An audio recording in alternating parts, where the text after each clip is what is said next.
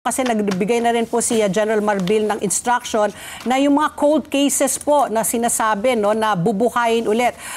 Can you give us po an update po kung ano po mga hakbang ang gagawin nyo po para buksan itong mga cold cases na baka ng mga naging victim po ng war on drugs nung administrasyon po ni Duterte?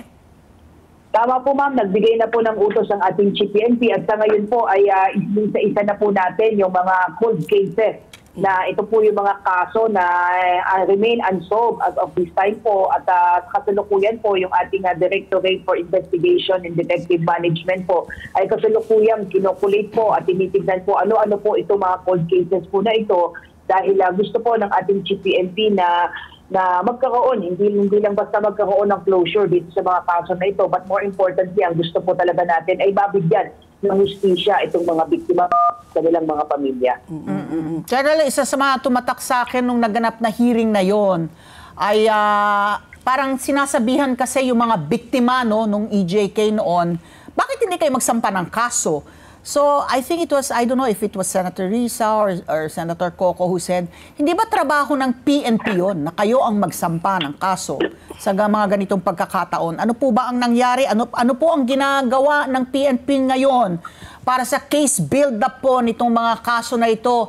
Dahil nga kaugnay na rin yung reopening, ang plano pong reopening po nitong mga kasong to. Saan po tayo kukuha ng ebidensya kung yung pong kung yung mga pamilya mismo ay hindi handa na lumapit sa ating kapulisan para magsampa ng kaso? Well, tama po naman na ang PNP po talaga ang nagsasampa ng kaso, basta kailangan din po natin yung mga kooperasyon po ng mga pamilya dahil sila po yung tatayo po ng mga private complainant at kung baka may mga ebidensya po silang hawak at naiintindihan natin kung before po siguro may reservation sila na magsampa ng kaso. But this time around, we want to appeal to everyone, particularly those families of the victim. They have to trust po yung PNP dahil ang PNP leadership po ay seryoso po sa tugon po sa panawagan na imbestigahan po itong mga unsolved cases. At sa ngayon po ma'am, ay inuumpisahan na po natin yan. Although nauna po nating buksan at pinag-aaralan at tama po kayo, nabanggit niyo po, ay nasa case build-up phase na po tayo. Particularly ma'am, yung mga sensational cases po na nabanggit po during the Senate and Quadcom committee hearing po. At in fact, mga 1 or 2 weeks from now po siguro ay maaari na natin pong maisampa yung isang sensational cases na nabanggit po sa Quadcom committee, particularly ito pong kaso po ng Wesley Barayuga case. Brigadier General, excuse me Pat, bago ko lang bitawan yung line of questioning na yan. Speaking of evidence, kasi United Nations Human Rights Office na mismo ang nagsabi na talagang meron talagang ebidensya na nagtanim po ang mga kapulisan natin nung panahon na yon, nung nakaraang administrasyon dito po sa madugong war on drugs, pagtatanim po ng ebidensya. Ang nabanggit din sa hearing yung mga barel kasi ang pinaka dito, ang pinakadahilan yung mga nanlaban kaya po pinatay, although questionable pa rin kasi 'di ba sa rules of engagement dapat katumbas nung level ng threat mo hindi ba? So ngayon dito sa mga nanlaban na to na nabanggit din itong mga barel. Karaniwan po dito kalibre 38, hinahanap ngayon kung kunwari kung sa libo-libong di umano ay nanlaban, meron po bang libo-libo? Kasi napatunayan po, pere-pareho po yung serial number na ginamit nung ilan sa mga crime scene, hindi po ba?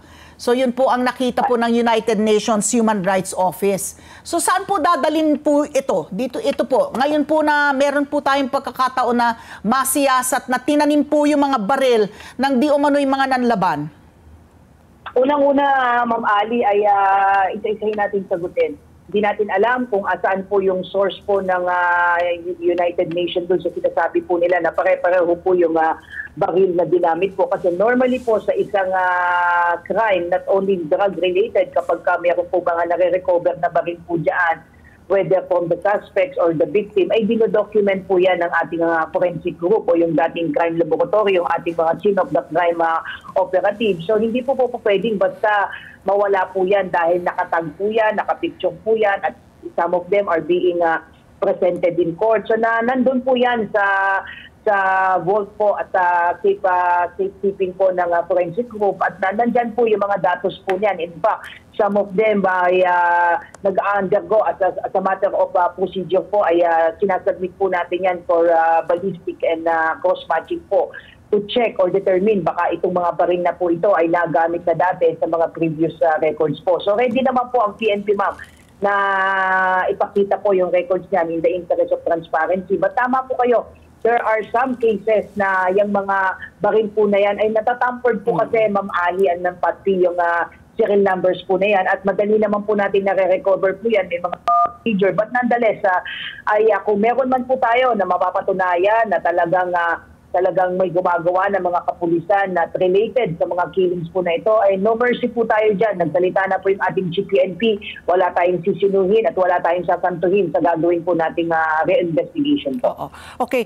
Brigadier General, ang tanong ko po, no, number one, si General Marbil ba ay nag-form ba ng special committee or is it going to be handled by the Internal Affairs Unit po dito po sa pagbubukas ng mga cold cases? And yung mga cold cases, mga ilan ba po ang tinitingnan po natin na bubuksan po ulit ninyo? Sa ngayon, ma'am, wala pa po tayong ballpark figures dahil po tinitignan pa po yan, sinecheck po yung ating database where kung titignan lang natin po yung previous administration po, that is 6 years at isa-isahin po natin yan kung ano yung mga reported deaths and even injuries po just to check po and harmonize po our data.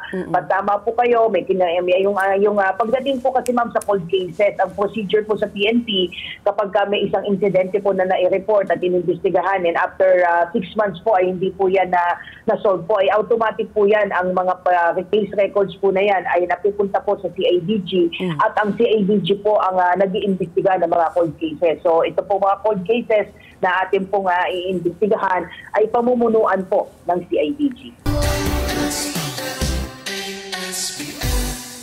Let's get together. Sunnet 25. Sunnet 25.